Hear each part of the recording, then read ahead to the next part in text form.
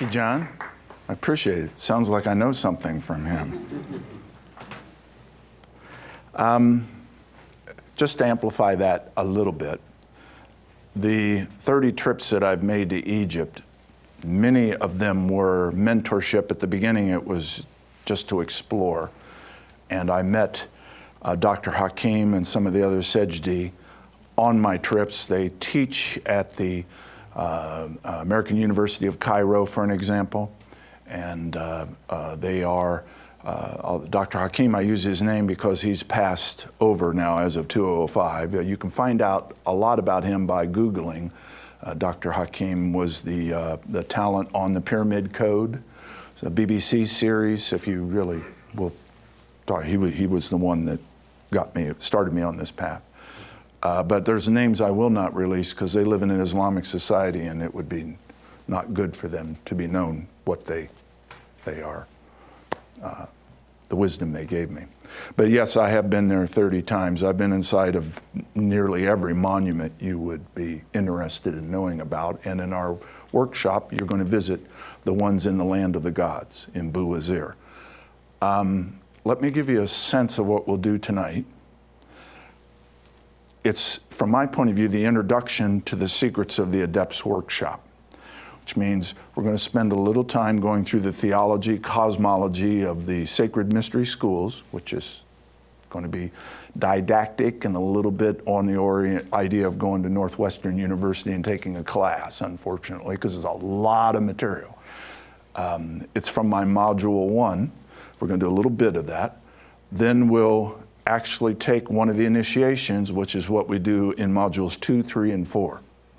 In the workshop itself, you'd be initiated in the root chakra with the Mother Earth imaginization. You would have the heart initiation, which is the living in truth imaginization. And then you'll have the opening of the way, which is literally opening you to what you and I would call shamanic kind of work today. Expanding your consciousness outside your physical body, which is what a priestess of Isis and priest of Amun was. That was their primary training as a candidate initiate. So in the workshop, we do all three of those.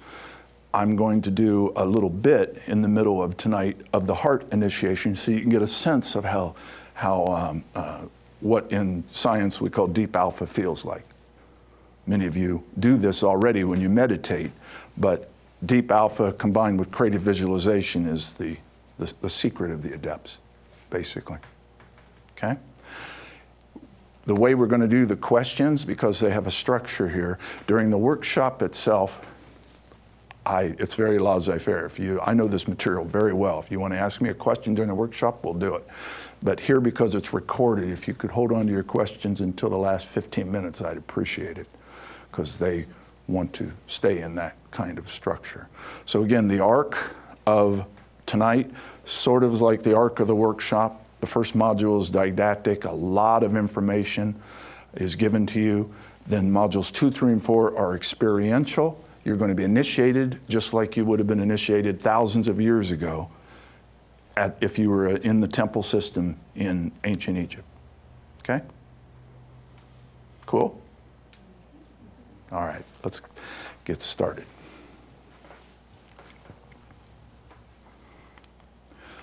Okay, so in the first module is devoted to the sacred mystery schools. And what we're going to cover tonight is what is a sacred mystery school, what is an adept, the law of one and the 7 densities, Zep Tepi and the land of Bouazir, and Pir Netters and the 7 temples on the Nile River. We're not going to visit the 7 temples. That's about where I'll stop for tonight, okay? But the rest of the Module 1, we would go into the real true purpose of the pyramids at Giza, which is to serve as a power plant, and what the meaning of beautiful water means, Askat Nefer. So I can't do the whole module tonight. We don't have time. But I'm going to give you a taste of the cosmology and the theology tonight at the beginning. So the sacred mystery schools. Let's pretend that it's many, many thousands of years ago, and your parents petition the temples as you would do for your child to put them in a magnet school today. And the temples would evaluate you at 7 years old, and if you were accepted, which meant that you had psychic skills and intellectual capacity, and if you were accepted, then you became a neophyte in the temples. And for 7 years, you studied as we do in primary school, math, sciences, but there was a focus on astrology and astronomy that we poo-poo today. Much stronger focus in the temples on astronomy and astrology, which we barely touch on at that level of education now. At 14 years of age, male or female, same instruction, homogeneous society, not patriarchal like became later. You had to make a decision. You could go home to your parents, it was totally free to do this, or you could stay and become a candidate in the mysteries, which meant that for the next 7 years of your life, you'll notice everything in wisdom, Egyptian wisdom is in the sevens. It's a magic number because of 7 chakras, obviously. That you're going to be initiated in the first degree, which proves that your eternal spirit survives your physical death of the body. And you're going to have 7 different initiations, and counting the first one, which is the Mother Earth imaginization, that we will do on Saturday morning. And these 7 initiations are, you studied for a year getting ready for your initiation, most likely each one of them in the Great Pyramid. Okay? The Djedi are not too clear on where you took each of the initiations. You studied in 7 temples along the Nile, which we will visit on Saturday morning. So you experience these initiations until the 7th and final initiation in the Great Pyramid at Giza, which is your victory over death. Try to imagine, you've all heard about the Giza Plateau and the Great Pyramid and the stone box in the center of the King's Chamber. And by the way, the King's Chamber was named by the Arabs. The old Egyptians never called these king, queen, any of that, okay? But imagine it's your time for your final initiation. You've been through all the course. You're 21 years old. You're ready to graduate. Your Pastophorus, which was your mentor, catch that name, Pastophorus. So many things have survived down from the mystery schools into our time. Those of you that go to a regular church, whatever the Christian faith would be, your spiritual leader likely is called a pastor. That comes from the mystery schools. Your mentor was your Pastophorus. Okay, so there's a lot of threads like that we do in the workshop. And you would have been led into the King's Chamber, told to lay down in the stone box, and the 5 priests would lift a 1.5-ton stone, lay it over the top of the box, you're in it, and they went away for 72 hours, 3 days and 3 nights. You better be ready. Actually, I had a lady in a workshop that I did not long ago. She said, I've had this recurring nightmare of being stuck in a tight place and can't breathe. And she took this workshop and she released it on the last module. She likely had been told by her Pastophorus, because she remembers being told not to do the initiation. She likely was told back in that time she wasn't ready and she didn't know how to go into the state of consciousness, as does a bear when they hibernate, that level of consciousness, so that they breathe less and could survive the initiation. It's interesting, really. So you emerged from the final initiation, which most did since you've been spending 7 years exploring the out-of-body state. Having deeply experienced the bliss of heaven, you're newly minted adept, which is why I call this the secret of the adepts, this workshop. And you know that only love awaits the death of the physical body. Now, these are, I'm going to just throw a couple of the symbols on the first night of the mystery schools that are important to know. The workshop is devoted to a lot of these symbols, okay? The symbols, you've heard a lot about these, the Ba, the Ka, and the Amakuha. The important part of this diagram to me, most important part, is the true pyramid. That's why the pyramid shape is so revered in the mystery schools, and why pyramids exist at all 7 of the energy centers. I'm talking about a true pyramid. It comes up to a point because of this symbology. Okay? So the first thing about this symbol is the fact that it's a pyramid. Second is the Ba, the Ka, and then the Om Akuha. And I hit the Om hard for a reason. The Ba and the Ka, the Ba, to put this in modern parlance, rather than get too crazy in the Egyptian words, to Americanize this, is your eternal soul. Okay? The part of you that survives your physical death. When you've left the part of you that leaves the physical body. I don't know, do you guys know what Noetic Institute is, Noetic Sciences? Okay. They did an informal study about 3-4 years ago, and they went to hospice all in the Petaluma, San Francisco area, and they measured the body of about 12 people, roughly, I think the test was. And they found out that uniformly it was around 8 to 9 ounces of body weight was lost at transition. That's rather interesting. Okay? So you can almost quantify that the soul now has some form of a mass. And this soul, obviously, the Egyptians called the Ba. Now, to put it in, again, in the parlance, when transition happens and you no longer physically breathe, the Ba completely books out, leaves this density, and goes to meet what you and I would call the higher self.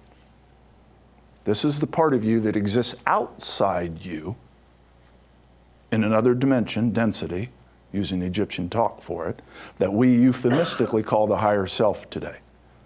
To understand the higher self in the mystery school tradition, there's a part of you outside you that loves you and speaks to you and tries to guide you primarily through psychic and through intuition. Okay? And we ignore it all the time. Experiment with it. Drive down the street saying, I need a parking place, and ask for guidance. Just take a breath and say, can you find a parking place for me? And you might hear, just turn right at the second street and there'll be one. Your Amakuha speaks to you all the time, but we in our left brain frenzied environment of the third density that we live in ignore it all the time. Unless you're really good, a lot better than me, because I ignore it most of the time. So we clear on that, what the Ba is? This is your soul, the eternal part of Jim Phillips that survives beyond the death of Jim Phillips. The Ka is the spiritual pathways. I show a picture, I'm not sure we'll get to it tonight, but Alexander Gray drew a very beautiful picture of all the illuminated pathways of the body. It's really brilliant. All our Ka spiritual pathways are tied to the endocrine and lymphatic system of our bodies. If you've been to an acupuncturist, they're living in that Ka, the Egyptian term for that energy that we call chi and ki and prana. It's all, they call it love light, the Egyptians in the mystery schools. It's exactly the same thing. No difference, okay? So, to sum this up, inside Jim Phillips, there's an eternal soul that will survive my physical death at transition. There's also a spiritual pathways that comprise my personality and makes Jim Phillips Jim Phillips. These two are, in essence, combined inside my physical body. At transition, one of them books out and is long gone, and the other one's kind of confused and hangs out near the body, which is the first misunderstanding about mummies. Those of you that love to watch the Discovery Channel and the Learning Channel and all that, we unwrapped and found an amulet and it was burned, and why was it burned, and all this being like mesmerized by the mummy. The only reason the Egyptians mummified, period, was they wanted the Ba to eventually get tired of running all around celestial realms and realize that it should go back and take a look at the old body. And the Ka is hanging out there near the old body. and the two of them find each other and they can be rebirthed into a new body. That's the Egyptian theology. How many know this? We're not taught this. Okay? We make a big deal out of the body. The body's gone. It's to marry the Ba and the Ka again so rebirth is possible.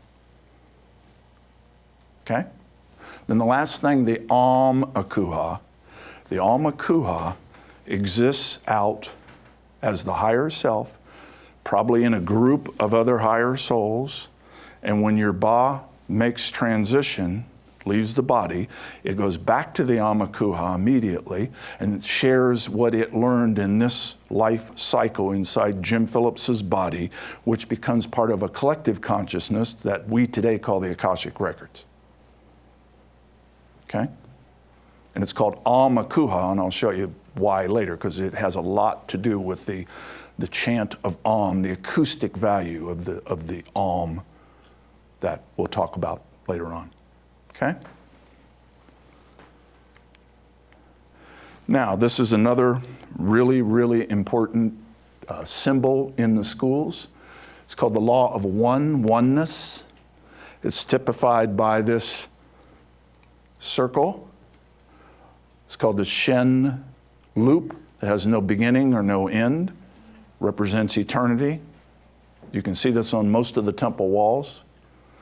And trust me, it's not a Target logo.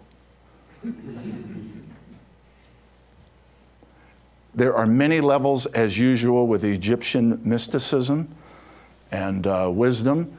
I'll do the most obvious one for this symbol, that in the Egyptian theology, Amma's egg, which is the infinite creator, God, decided to experience itself, release the love light into the void. This will sound a lot like the Big Bang Theory, big surprise, because it is the same thing. And for eternity, the love light has been traveling in all directions uniformly. If you ask a Big Bang theorist, a quantum theorist, they would say around 12 to 13 billion years. Okay, I'll buy that, I guess. I wasn't here then, I don't know. Seems logical to me. But that symbol, which is on a temple wall from thousands and thousands of years ago, exactly defines that. Okay? So the law of one simply states there's only unity. This unity has a potential and a kinetic to yield intelligent energy, or what the Adepts called love light, emanating from its source, the infinite creator. That's some pretty heavy words to describe the notion of the creative animated force released by the infinite creator creates everything. And the Egyptians called this love light. So this divine energy, love light, as I mentioned before, in our time, by different cultures, the old yogis call this prana, the Chinese, the chi, the Japanese ki. We're talking about the same thing. And this love light from the infinite creator travels through creation in a wave-like motion on a subcarrier of Om. That's why the Om symbol and the Om chant is so revered in the old temples, which is, according to the wisdom keepers, the primordial sound of the universe.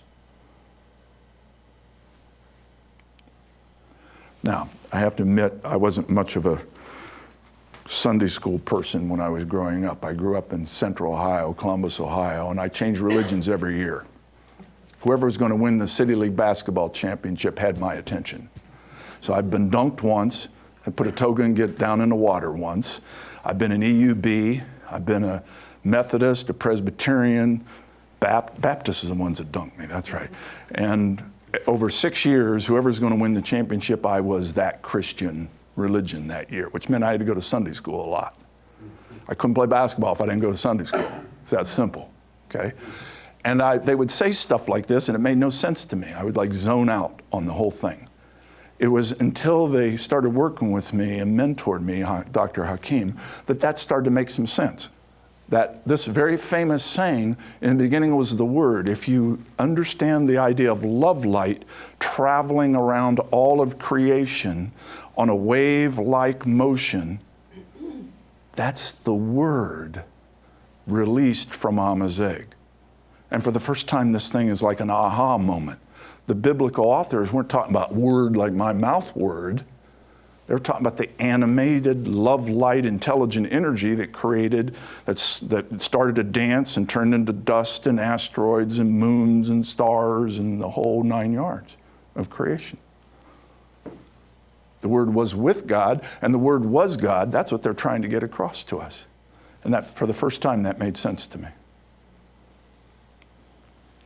Now we're going to very flash through the idea of the great physical plane of life. There are infinite forms of what the wisdom schools taught is there are infinite forms of life throughout creation, but the evolution is the same for all. In other words, if you were an amphibious being on Alpha Centauri 1, your evolution of consciousness is exactly the same way. All creation is full of consciousness that is growing through the law of oneness, law of one. Mind, body, spirit complexes, that's you and me. We have a mind, a brain. We can do stupid things and we can do nice things with this brain. We have a body that houses the brain.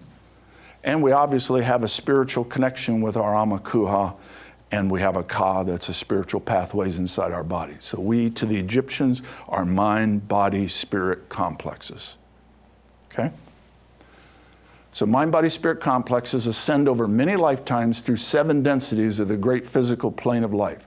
The higher the density, the higher the level of consciousness. The closest analogy would be a musical scale, do, re, mi, fa. That's raising acoustical vibration. Think of it the same idea with not acoustical.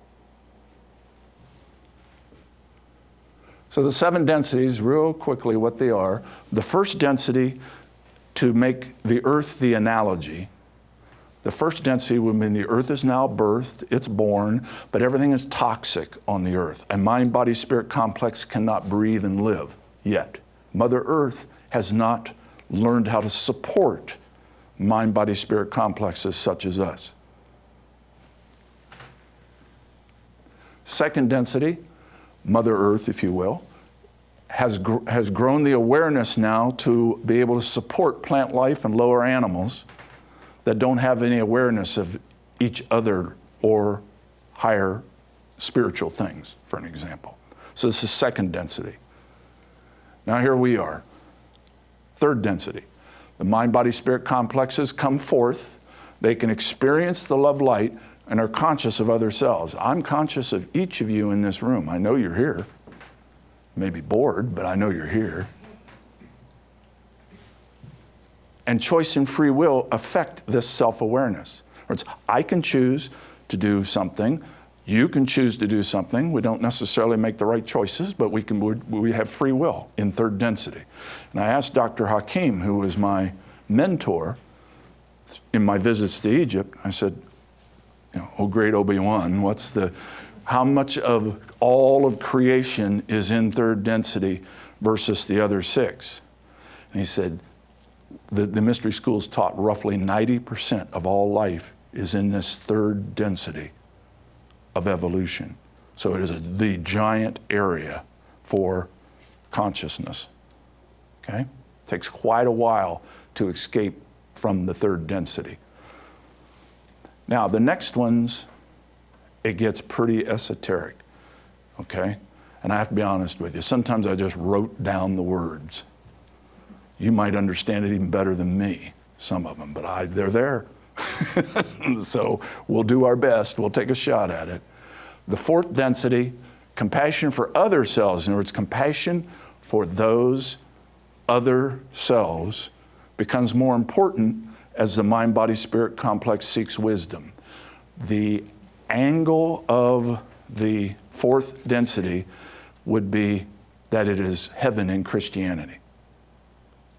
The fourth density is where discarnate beings exist that no longer are within a physical body. So the classic near-death experience that you have read about, I left my, I was working on an electric line, and I got electrocuted, and I fell off the line. I saw my body, but I went through a black tunnel, and there was this bliss place, and I just was wonderful there. I didn't want to come back.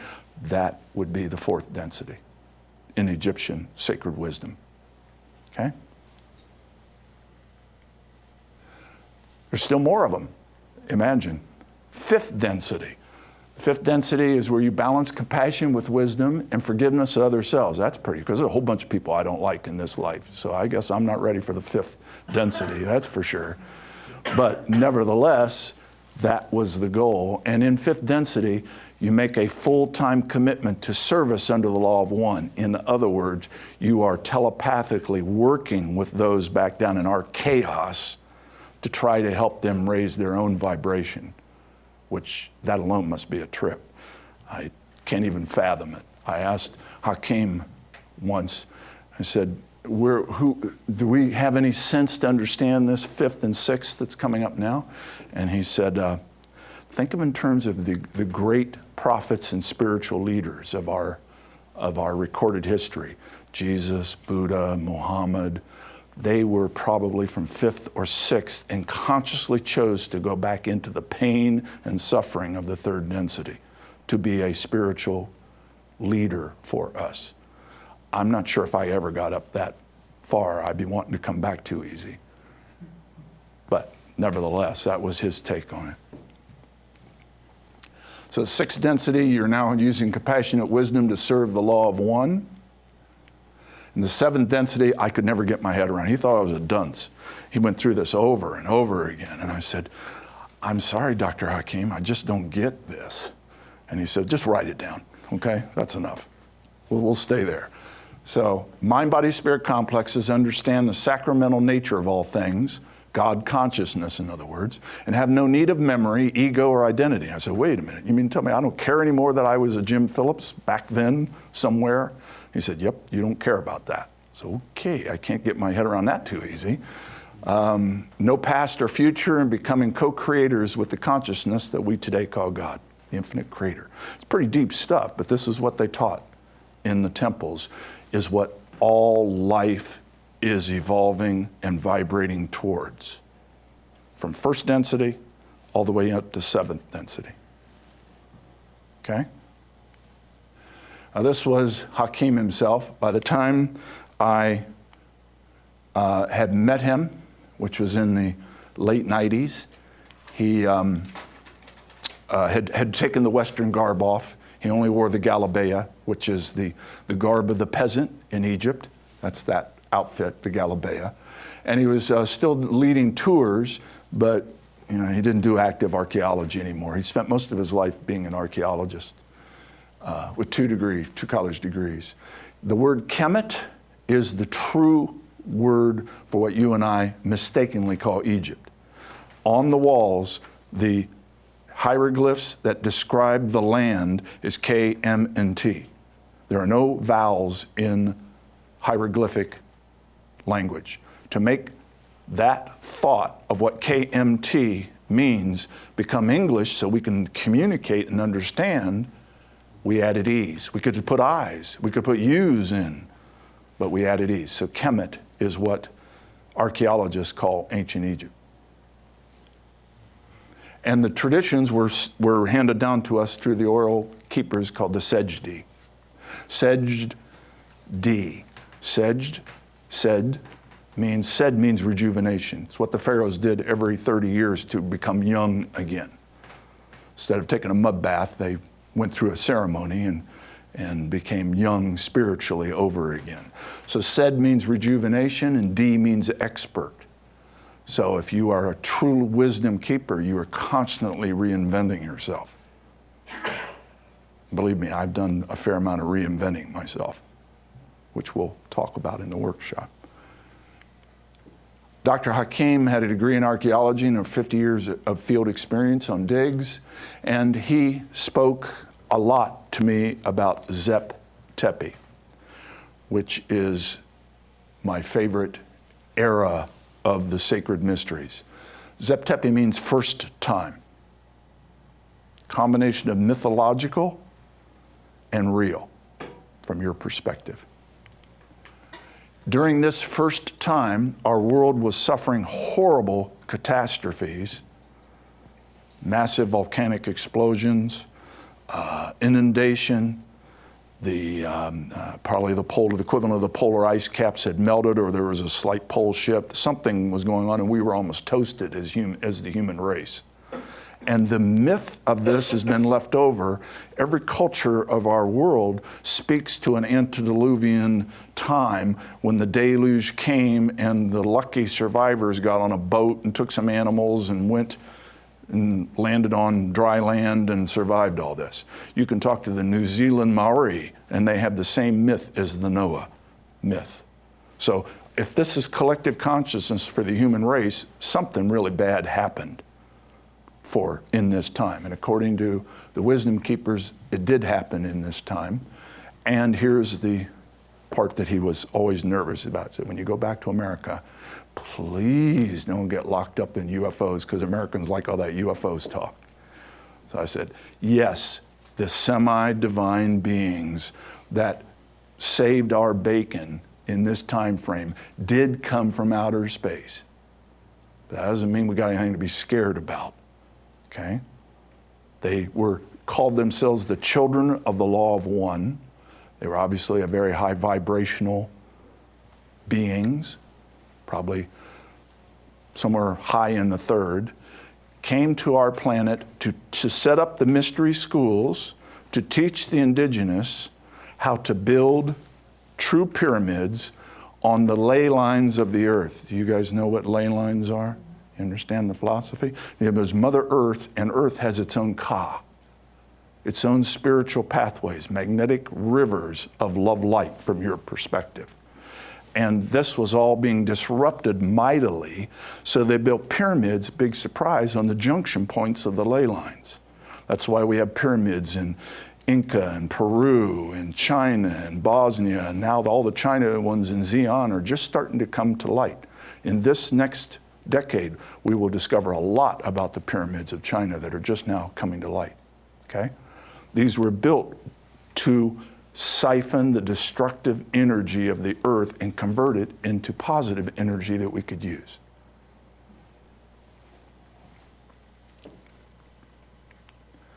Now, getting near the point of doing the meditation, but I'll just throw a couple things out here. We have a beautiful book called The Orion Mystery. Has anybody read this book? No? Robert Bauval, the author, very good book. And he took the satellite photos of the Giza Plateau and came up with, deduced some things that, according to the mystery keepers, is absolutely correct. Do you notice that the line from the Great Pyramid out isn't a straight line? This one's a little bit off. I mean, something's not quite right about that, the line, the inclination. And if you buy into Egyptology, to archaeologists, this is the Great Pyramid, this is of Khufu, Cheops, and Menkaure, grandpa, father, and the son, grandson. 3 generations in the Old Kingdom, approximately 80 years, about 2500 BCE. That's the archaeology wrap for who built this. 10 zillion slaves sweated to death, beat them to death, built these things. That's the whole archaeologist's point of view of how these got built. Now, I'll throw a couple ringers in that theory. If I'm the grandson of the most powerful nation on earth, wouldn't I build something a lot bigger than Grandpa to show how big and important I am? Why would I build to the code of having something 100%, 90%, and 30%? I'd say, screw Grandpa, I'm going to build one twice as big as him. So that part doesn't make sense, okay, in their theory. And their theory about what happened here, they don't even go into that idea that they're not built. Why are they built off center? Well, Robert Bauval nailed it for us. Children of the law of one had to come from somewhere. the belt stars of Orion. 3 stars, Alnitak, Mintaka, and I can't remember the third one. I never can remember that one. They are in dimension to each other, the belt stars of Orion, exactly like that. 100% to 90% to 30%, and their inclination just slightly off the same way. And Robert Bauval's perspective is, these were left as signposts in the stand to tell us one day when we're smart enough to figure it out that enlightened beings were here on this planet and helped build this complex and left a little secret in there for us to discover. Very cool. Okay, I'm going to stop at this point. Obviously, it could wound up. I could spend the next few hours doing this. But this is the rest of this module. We would go into pyramids. For an example, and I'll just tease you with one thing. The Greeks named these devices pyramids. If you break that down into Greek, it's pyramidos. Pyramidos. English, pyramid. What does that mean? Translated pyramidos. Remember, the Greeks were thousands of years closer to the true function of these things than we are, I should say. Pyramidos, fire in the middle. Fire in the middle. Why would a bunch of stones be known to the Greeks as fire in the middle? It sort of hints to something we don't know about. So we're going to stop now, and we're going to give you a little taste, remember this is an introduction, of what the initiations would feel like, because the orientation of this course is about initiations, about raising vibration, about achieving what you and I would call the out-of-body experience and having a sense of that you're more than your physical body. Okay? So the initiation you're going to hear a little bit of tonight is the middle one, the heart.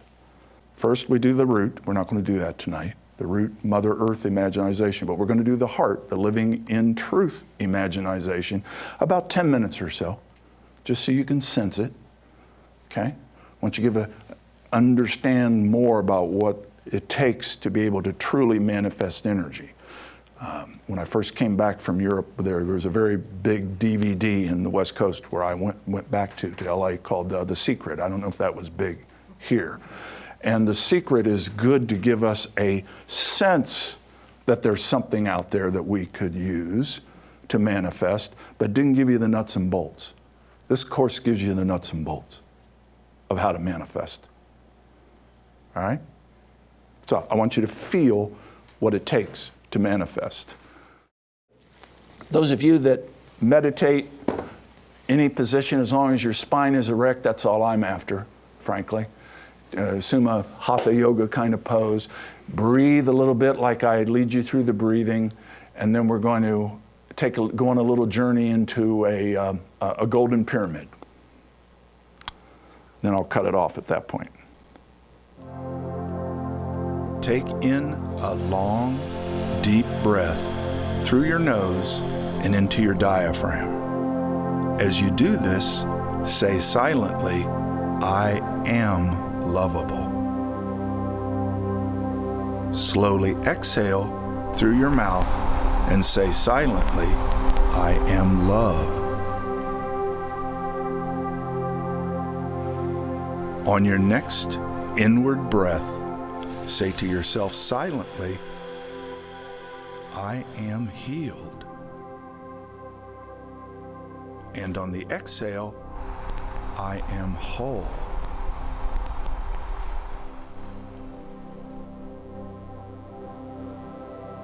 Okay, let's try that again. Take the inward breath deep into the diaphragm through the nose and say silently, I am lovable.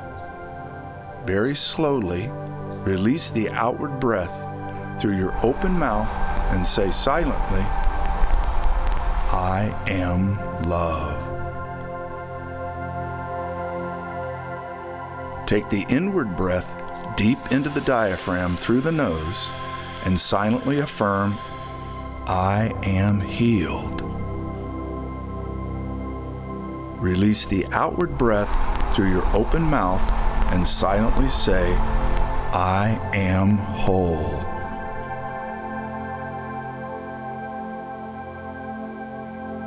Good. Now you do this exercise one last time by yourself. The ancients believed that when you do a thing 3 times in succession, much more of your energy is invested in the action, so the opportunity for success is maximized. Take your time. I'll wait on you.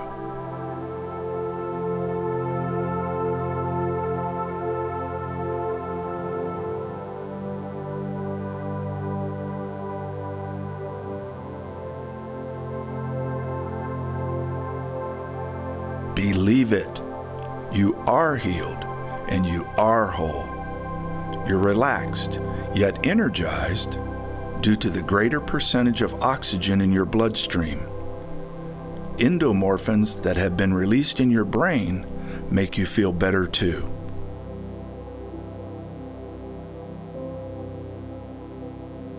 Visualize a brilliant indigo blue ray of light pointed like an arrow towards your brow chakra. The indigo blue ray is the higher, more loving side of yourself and is manifested as your little voice of intuition. The indigo blue ray enters your forehead through the brow chakra and merges with your thinking, conscious mind.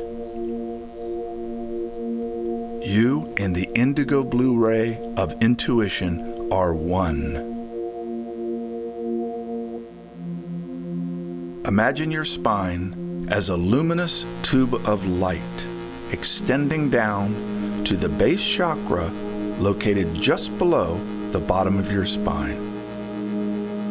You and your indigo blue ray slowly move down the luminous tube and enter the earth directly beneath where you now sit.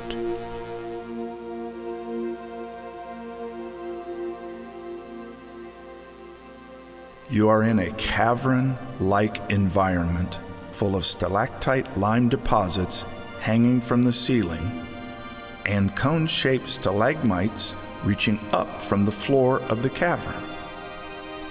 As you artfully weave through this maze of stalactites and stalagmites, silently say, I am one with Mother Earth.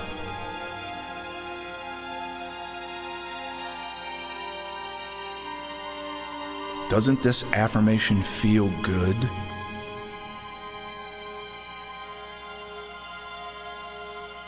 Ahead is a light that gets brighter as you move closer to it.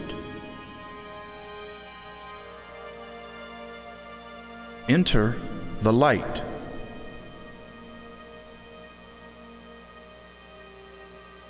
Leave the cavern behind.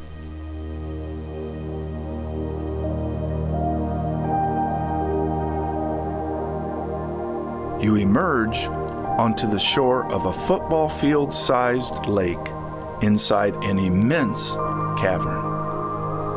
This lake of black, viscous water is called the Sea of Human Unconsciousness, home for all the pain and suffering created in the false belief that we humans are separated from God and each other.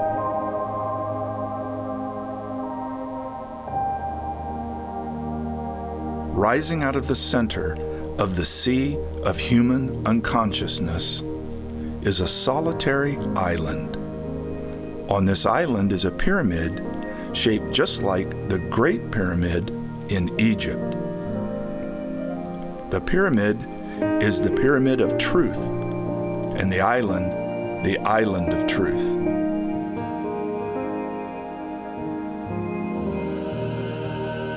Wave after wave of brilliant indigo blue, pink, and silvery white light emit out in all directions from the gleaming white 4-story pyramid.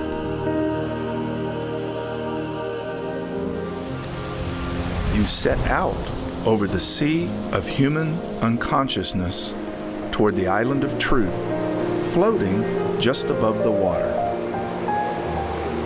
You are attracted to the ominous-looking Black Sea because it is somehow familiar, yet repelled by it at the same time.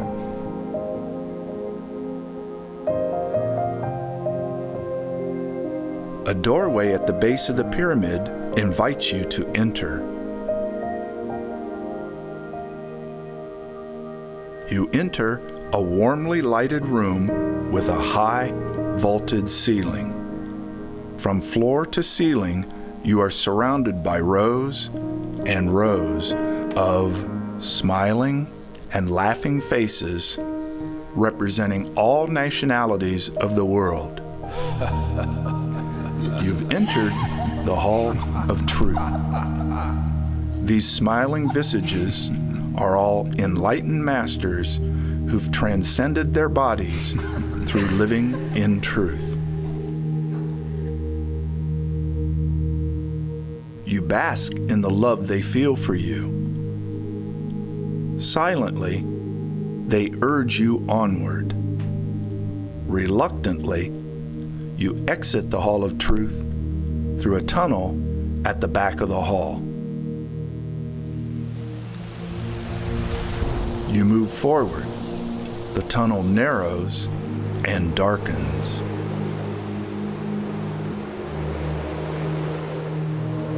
Ahead is a dim, pinkish light. The pink light gets brighter as you get nearer.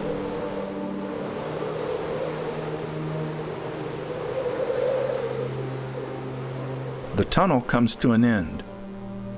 You enter a room completely bathed in an indescribably beautiful pink light. In the center of the room is a stone box.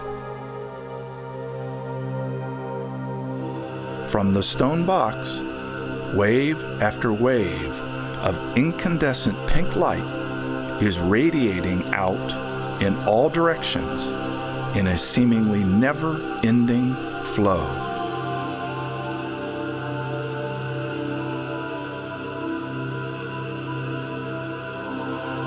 The magnificent pink light is a gift to all creation from the infinite intelligence we call God. It is a gift of unconditional love that only knows oneness with all things. The pink light of unconditional love enables you to be more forgiving, compassionate, at peace, tolerant, empathetic, and seeing the good in everybody and everything. You and your indigo ray of intuition happily dive into the box and are completely immersed in the beautiful pink light.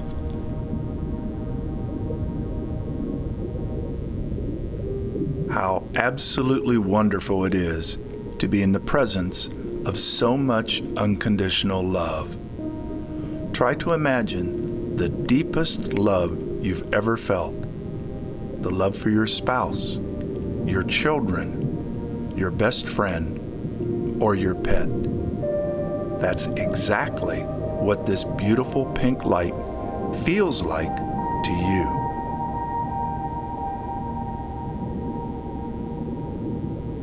You and your indigo ray emerge from the stone box intertwined with a pink ray of unconditional love.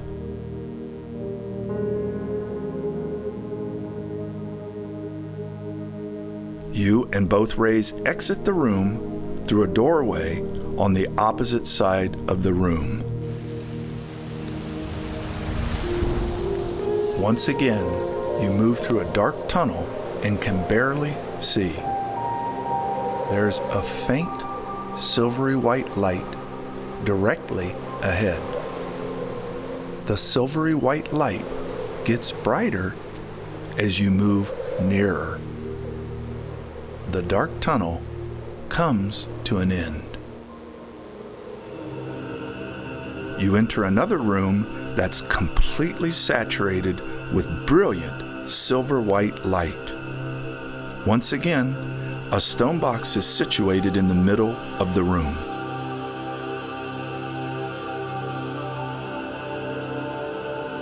Fluorescent silver white light pours out in all directions from the stone box.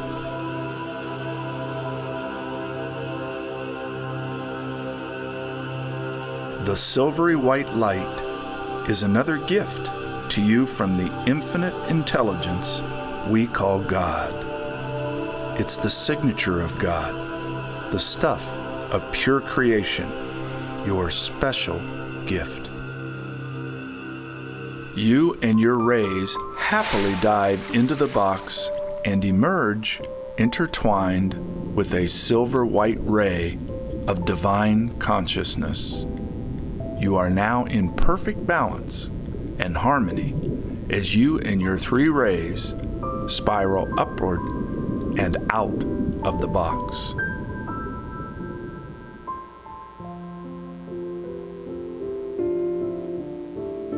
Again, you exit the room opposite the way you entered.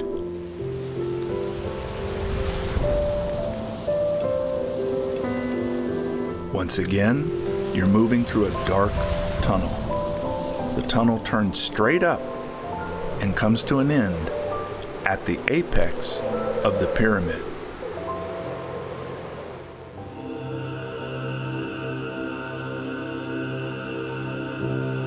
You are immersed in the indescribably beautiful indigo blue, pink, and silvery white light, all mixed together but somehow separated.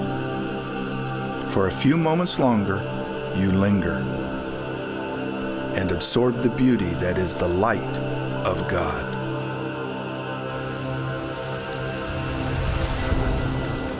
Then you move up and emerge from the pyramid through a small opening. Swiftly, you pass over the sea of human unconsciousness. No longer are you attracted. Okay, do we have anybody still out there in deep alpha? Let me take a look. Let's home in on my voice. Most of you are almost back. Not all of you, actually. So I think I'll do a quick countdown because not a few minutes from now, you're going to have to get back and drive your car, and we don't want to wrap it around a telephone pole. So we'll do a quick countdown. 5, 4, 3. When I say 1, we're back in complete day-to-day consciousness. You're part of the group. You're fully awake in left brain activity, and you're no longer in right brain deep alpha consciousness as you've just been. 3, 2, when I say 1, you're fully awake and with the group. I think we just picked up the last one. 1. I think we're all there. How'd that feel? That's the level of visualization. My brand for it is called imaginization, to take the God stuff that's inside me and marry it to the God stuff that is out in the immaterial to manifest, to overcome the density of this third density and use the law of attraction in my favor rather than my disfavor. The goal of our course is literally for you to learn how to manifest what is important to you to bring into your life. I'll give you a good example of it. I was teaching here in town at a place called Christ Universalist Temple down in the South End. And a lady came up to me, and I was very early in my work here, and all I had was this CD. And she said, I've been living in a roach hotel, and I've been asking for 5 years for the city of Chicago to get me into a new apartment, a rent-assisted apartment, and they won't even take my phone call anymore. I bothered them so much Do you have anything that'll help me? Yeah, that's like laying some heavy stuff. I'm like, you have anything to help me? Yeah, okay, well, take this CD home and practice the Egyptian way to manifest. I said, okay. I said, but listen to what I'm saying to you now, because she was right here in front of me. I said, I want you to make your own movie. Here's your movie. Allied van pulls up in front of your house, this Roach Hotel you live in. The 5 keepers in orange come up and start packing your boxes down in the truck. You watch them do this.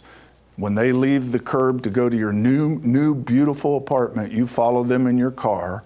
See yourself going down a windy street with either beautiful flowers or trees, however it works for you. Arrive at your new apartment. Watch them bring the boxes up. You look for the slats, your bed frame, your mattress. You make your bed for that first night. Fall into that bed because you're exhausted, looking up at the sky, looking up at the top of your room, and be in gratitude that your imagination has come true. See it, hear it, feel it, touch it like it's real. Now, the next day you make this movie, make the same plot. It's just like a Cecil B. DeMille movie. Same bit, allied people, truck, car, go to the new place, it's the same movie every day, but imagine a different sensory input. One day you see all those beautiful flowers, it's spring out there. Next day, touch the wheel. What's the tactile feeling of the furniture and your sheets? And make the movie very powerful. Somewhere along the line, as you're playing this quote thing in your mind, this imagination, something will come in, a detail, and you go, whoa, I didn't make that. What's that all about? I didn't make that. You're on the road to the manifestation when that happens. And this is what happened for her. When I came back about 4 months later, she had gotten pretty darn good at it. She was an adept, to use my language. And she manifested her new apartment. And she'd been in there about 3 weeks. Just called her out of the blue. She was in her brand new place. And it happened pretty much the way her movie had it laid out. This is what we teach. This was the tool of the priestesses of Isis and the priests of Amun. The brilliancy is they could do it for others, not just for themselves. I can't even conceive that. Okay? Okay. What you listen to there, I wish you would think of as training wheels. Dr. Tom writes the Unity magazine, I think put this pretty well. He said, from the time we are children, we have not been given the skill set or the tools to do this kind of manifestation. He said it's not unlike an indigenous village in like Africa, where the villagers know there is water in the aquifer beneath them and they desperately need this clean water to drink. But no one has given them the skill set to dig a well or the equipment to dig a well, and they can't get it done. They can't bring this water up.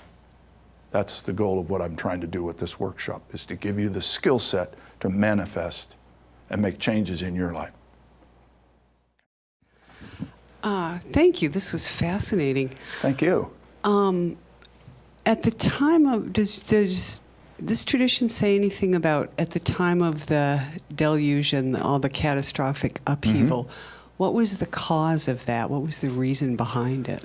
The best I could get out of Hakim was that there was probably a pole shift in that time.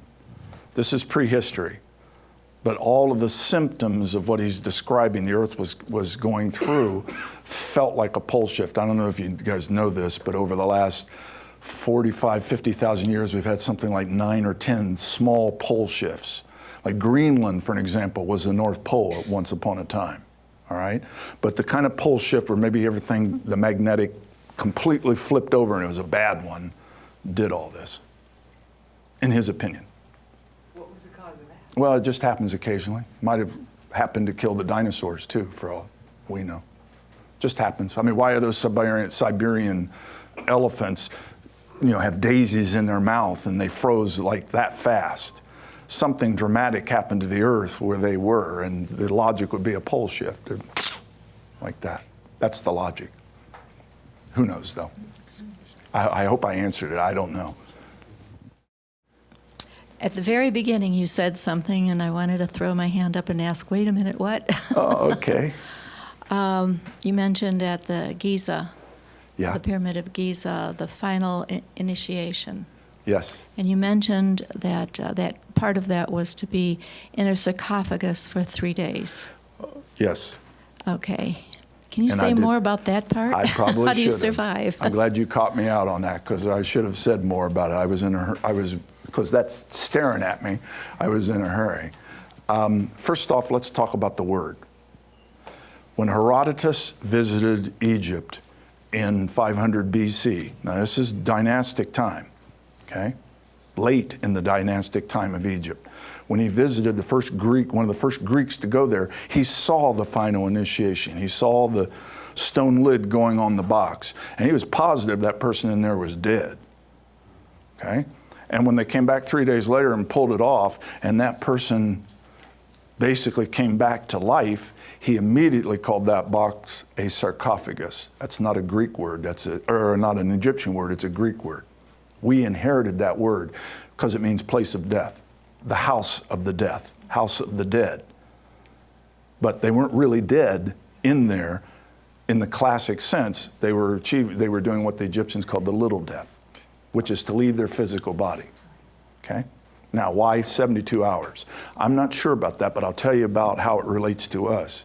Those of you that study Native American traditions, most of our Native American tribes, like the Sioux, have something they call the vision quest.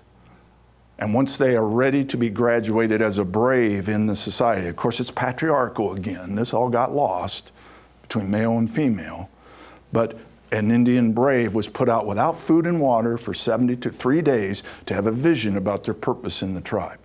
That's left over from the mystery schools. It's just too close, because that's exactly what the final initiation was. One of the byproducts of what you're being taught is how to be able to explore higher consciousness outside the physical body so you could do service to someone else. You, as a priestess of Isis, in your day-to-day job in the temple, you're an adept now. Lady comes into you and has just lost a child in childbirth, and she would like to conceive another child. So you work with her, giving her the movie she's going to go home and work on in her mind to make conception happen again. And that's what you do as a priestess. You go in, you take sacred bath 3 times a day, and you do things as a priestess, but you also work with the public. That's not understood well, okay, about what happened in the temples. What's your opinion of Edgar Cayce said that there was a chamber that would be located, and he also talked about the temple beautiful and similar things. Exactly. Okay, glad you brought that up. You were not a plant, by the way. You came through that. I'm very much into Edgar Cayce. While my wife took the Gateway voyage, I went down to the ARE to Norfolk and went through the library and read everything I could read about it. And the imagery that we experienced came from 3 places in the Living in Truth imaginization. Number 1, it came from the Papyrus of Turin. There's a journey like that down into the Duat, okay?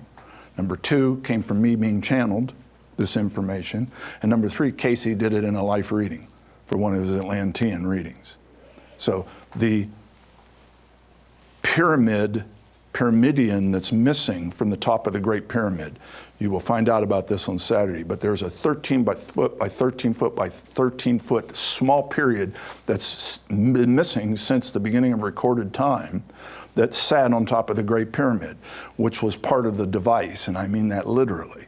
And the priesthood realized we were heading into some bad times and hid it away, and according to Cayce, we will find that in, well, he said 1998, but we're going to find it in our very near future. So my opinion is yes, that many of the Cayce readings are valid and important for us to understand, okay? Were the Egyptians also the ancient Atlanteans? Were they one and the same? Well, if you asked Hakim, he went on to his high horse at that one, okay? To him, they were the same thing. He just didn't like the idea of his forefathers not being the one that built the pyramids, that did it all. And Casey was all about survivors of Atlantis came there, and they would have been the children of the Law of One. So he had some problems with Casey's take on it all.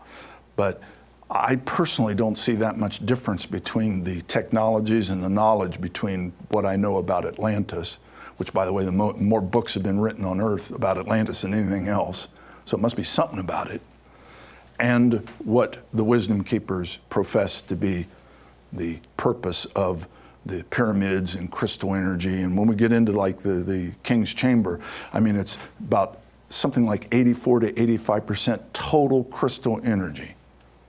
That chamber, purpose designed for that, to have the same crystal structure as inside my watch, inside every electronic machine we use, and I'll even talk about how they knew how to do MRIs and things like that, okay?